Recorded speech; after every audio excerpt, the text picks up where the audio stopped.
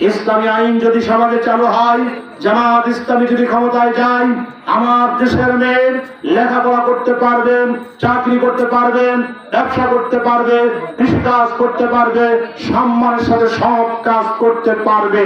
আওয়াজ দিয়ে বলুন ঠিক কিনা? এক শ্রেণীর লোকেরা বলে জামাত ইসলামী যদি ক্ষমতায় যায়, আল্লাহর আইন যদি সমাজে চালু হয়, তাহলে এই দেশে চোরের হাত কেটে দেবে।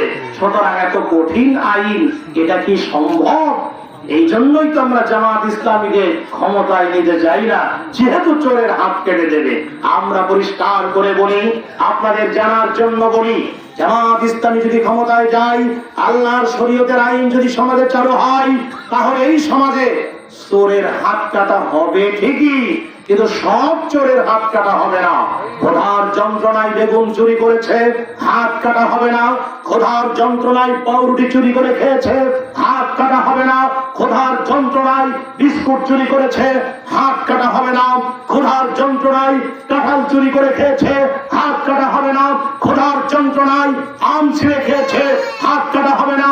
খোদার যন্ত্রণায় মালটা চুরি করেছে, হাত কাটা হবে না। খোদার যন্ত্রণায় পেয়ারা চুরি করে খেয়েছে, হাত কাটা হবে না।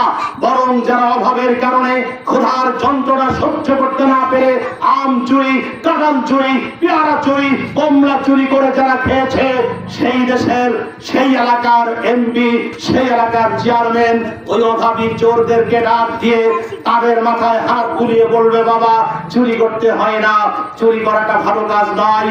তুমি চুরি করেছো অভাবের কারণে, এই নাও টাকা, এই টাকা দিয়ে তুমি দোকান দাও, ব্যবসা করে খাও, তুমি ঝাল মুড়ি বেচে খাও, তুমি গরু পুষে খাও, ছাগল পুষে খাও, মুরগি পুষে খাও, চুরি আর করার দরকার নাই। তাহলে পরিষ্কার করে বলতে চাই, অভাবের কারণে চুরি করলে কারো হাত কাটা হবে না। আজ দিয়ে বলুন ঠিক কিনা? তবে হ্যাঁ, হাত কাটা হবে কাদের?